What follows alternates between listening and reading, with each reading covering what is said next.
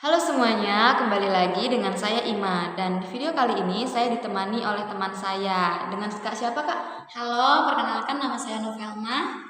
Oke, gimana nih Vel kabarmu hari ini? Puji Tuhan baik Im. Kalau kamu sendiri gimana kabarnya nih? Puji Tuhan, baik juga. Syukurlah. Jadi Im, kira-kira kita di sini mau ngapain ya? Oke, jadi kita di sini mau membahas tentang membangun sikap solidaritas dalam menanggapi ketidakadilan dan kemiskinan. Kamu mau tahu nggak nih Vel? Mau tahu dong, apa aja tuh kira-kira? Aku penasaran banget nih. Oke, kayaknya udah penasaran banget ya. Iya. Jadi kita langsung masuk ke topik pembahasan aja gimana nih? Oke Im. Oke, pembahasan kali ini sedikit menarik ya teman-teman. Jadi santai aja ya Vela. Gak usah tegang-tegang. Kita akan membahas suatu hal yang menarik yaitu tentang kemiskinan dengan tema membangun sikap solidaritas dalam menanggapi ketidakadilan dan kemiskinan. Nah, kira-kira teman-teman sama Novelma mau tahu nggak nih? Wah, menarik juga nih pembahasan kali ini ya Im. Aku penasaran banget loh. Ayolah kita cepetan bahas. Oke, kita bahas ya. Yang pertama tuh aku mau nanya dulu sih sama kamu. Kira-kira kamu tahu nggak sih kasus permasalahan kemiskinan yang ada di Indonesia?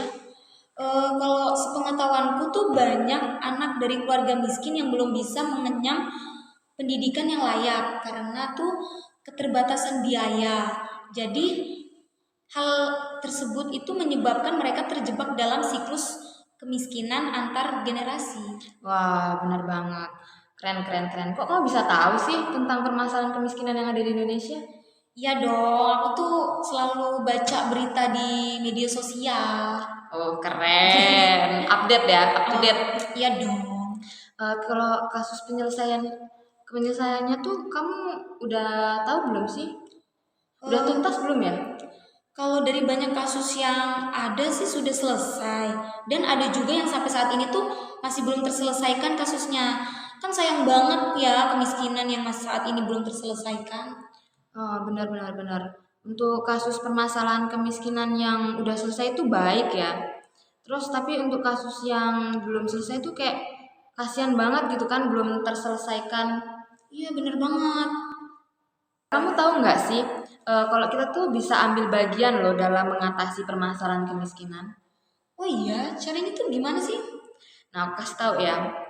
Kita bisa loh ambil bagian dalam membantu. Misalnya tuh kita menyisihkan uang saku kita, terus kita berderma.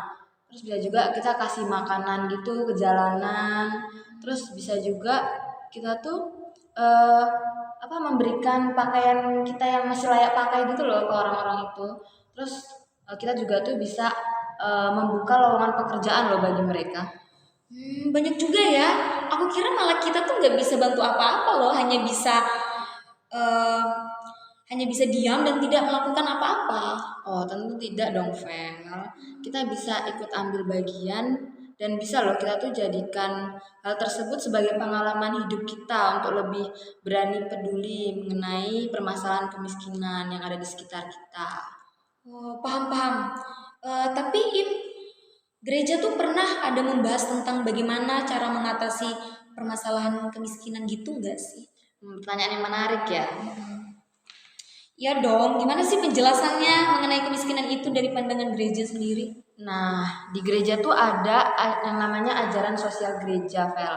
Nah, di ajaran sosial gereja itu ada sebuah dokumen yang diberi nama Rerum Novarum. Mau tahu nggak apa penjelasannya di dalam dokumen itu? Oh, mau tahu dong sekalian buat belajar juga. Jadi ya Vel ya, di dalam dokumen Rerum Novarum itu ada di artikel 23 mengenai kaum miskin. Gereja jelas sekali mengajarkan bahwa bagi Allah kemiskinan itu bukan suatu hal yang tak pantas dan kewajiban bekerja untuk mencari nafkah bukan alasan untuk merasa malu. Tuhan kita meneguhkan ajaran itu dengan corak hidupnya ketika demi keselamatan. Keutamaan merupakan pusaka bahwa nilai dan keluhuran manusia terletak pada corak hidupnya. Mereka yang berkedudukan tinggi maupun rendah. Wah, jadi kemiskinan itu terjadi karena tidak dapat kependudukan yang sama ya ternyata. Iya benar. Terus di artikel 17, 30, 35 itu juga ada penjelasannya. Aku jelasin juga ya. Oke, boleh. Di artikel 17 itu dengan dengan terus mengingatkan kedua pihak akan tugas mereka satu terhadap yang lain dan khususnya akan kewajiban-kewajiban mereka berdasarkan keadilan ajaran gereja. Jangan memperlakukan seperti budak-budaknya, melainkan harus menghormati mereka sebagai manusia yang martabat pribadinya sederajat. Oleh karena itu, kewajiban ialah memberi kepada semua dan setiap orang yang adil. Artinya, gereja jugalah yang berusaha melalui pedoman-pedomannya bukan melulu memberi penyuluhan kepada akal budi, melainkan membimbing perihidup dan kesusilaan siapapun juga. Gereja mengelola organisasi-organisasi yang sangat efisien untuk mendukung terwujudnya kondisi-kondisi yang lebih baik bagi mereka yang serba tak empunya. Terus di artikel 30 juga itu isinya demikian lambat laun terbentuklah suatu warisan yang sebagai milik kaum miskin dikelola oleh gereja dengan cermat sekali. Selalu gereja berusaha mengumpulkan dana-dana untuk menolong mereka supaya tidak usah mengalami direndahkan karena meminta-minta, akan tetapi tidak ada upaya manusiawi yang dapat menggantikan cinta Kristiani yang tidak kupikir lain kecuali memberi pertolongan kapanpun itu dibutuhkan.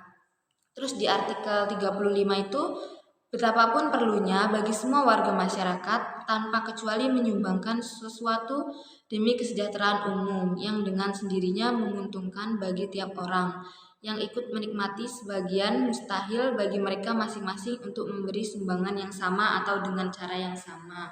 Intinya tuh ya kita harus tolong menolong terhadap sesama gitu tanpa memandang siapapun itu, Vel. Oh, jadi seperti itu ya, Im. Iya, Vel. Terus beberapa hal yang dapat kita lakukan untuk bekerja sama dalam mengatasi permasalahan kemiskinan itu bisa kita dapatkan dimanapun dan kapanpun, karena kita bisa membantu orang-orang yang sangat membutuhkan. Ternyata begitu ya. Ada contoh tindakan dalam bekerja sama membangun sikap solidaritas dan menanggapi ketidakadilan dan kemiskinan. Gak dari pengalamanku sendiri gimana? Dari pengalamanku ya, aku cerita sedikit nih ya. Ya. Jadi tuh aku tuh pernah tuh ya jalan-jalan gitu kan. Terus ada lampu merah nih, kan pasti berhenti kan lampu merah. Iya. Terus aku tuh melihat kayak ada orang-orang kurang mampu gitu diusir gitu loh sama Satpol PP. Terus aku juga ngelihat orang-orang miskin tuh diperlakukan tidak baik gitu loh oleh oknum-oknum. Terus aku tuh ngelihat kayak kemiskinan tuh membatasi martabat orang lain gitu. Terus aku juga ada apa namanya, anak-anak yang tidak dapat sekolah, terus keluarga yang kelaparan, terus kesehatan yang terabaikan akibat kemiskinan. Itu tuh bisa membebani mental sih, Val. Terus karena itu ya pengalamanku itu, aku tuh jadi kayak tergerak untuk ikut apa namanya, mengikuti itu loh apa, menjadi volunteer. Terus aku tuh juga tergerak untuk mengikuti organisasi yang melayani kemiskinan gitu. Terus kita tuh ternyata bisa berkontribusi gitu loh dalam mengatasi kemiskinan melalui tindakan kecil maupun besar. Dari pengalamanku itu kayak ya itu tadi yang kita udah bicarain di awal tadi, kayak menyisihkan uang, terus berderma, terus memberi makan, terus membuka lowongan pekerjaan bagi mereka yang kurang beruntung dalam bekerja, mencari pekerjaan kayak gitu, Vel. Terus gimana nih, Vel? Kamu paham gak sih sama yang aku ceritain ini tadi barusan? Paham. Jadi tuh emang kita sesama makhluk sosial pun kadang masih kurang peka ya terhadap lingkungan sekitar kita sendiri. Kita tuh kadang masih cuek terhadap sesama kita yang membutuhkan. Iya, benar banget. Dan menurut kamu nih ya, apa sih yang bisa kita lakukan untuk bekerja sama dalam membangun sikap solidaritas dalam menanggapi ketidakadilan dan kemiskinan? Kalau menurut aku ya, yang pertama itu kita harus membangun kepekaan dalam diri kita dulu nih. Terus baru kita bisa bersikap adil dan memiliki rasa solidaritas untuk membantu tanpa memandang siapa yang akan kita bantu. Nah, benar banget. Kita harus membantu orang-orang yang membutuhkan ya, Vel ya. Terus dari dokumen yang tadi udah aku jelasin juga, kita tuh perlu membantu orang-orang yang membutuhkan dalam memperjuangkan keadilan. Dan dari cerita yang udah aku ceritain tadi tuh kita benar-benar diajarin untuk saling tolong menolong gitu ya, Vel ya. Untuk melalui tindakan konkret baik yang besar maupun yang kecil. Iya bener banget tuh. Wah terima kasih ya Im untuk penjelasannya. Aku jadi tahu seputar mengatasi kemiskinan dari pengalaman kamu. Iya, di sini kita sama-sama belajar ya, Vel ya. Dari kisah memperjuangkan keadilan melalui tindakan-tindakan untuk menolong orang-orang miskin, untuk mengatasi permasalahan kemiskinan itu tadi ya, Vel ya. Iya Im. Nah, teman-teman, kita sudah membahas tentang membangun sikap solidaritas dalam menanggapi ketidakadilan dan kemiskinan. Dan Vel, waktu kita ngobrol udah selesai nih. Wah masa cuma sampai sini aja pembahasannya. Aku loh padahal pengen tahu lebih dalam lagi loh. Udah dulu ya, kita kapan-kapan lagi bahas topik yang lain yang lebih menarik. Tunggu aja konten selanjutnya.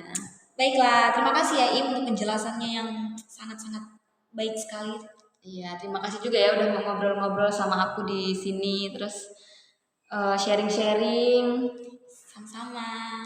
Baik teman-teman, sekian pembahasan kita tentang apa yang dilakukan untuk bekerja sama dalam membangun sikap solidaritas dalam menanggapi ketidakadilan dan kemiskinan. Semoga apa yang kita sampaikan pada konten kali ini bisa memberi pengetahuan untuk teman-teman. Dan terima kasih sudah mendengarkan. Bye-bye. Sampai jumpa.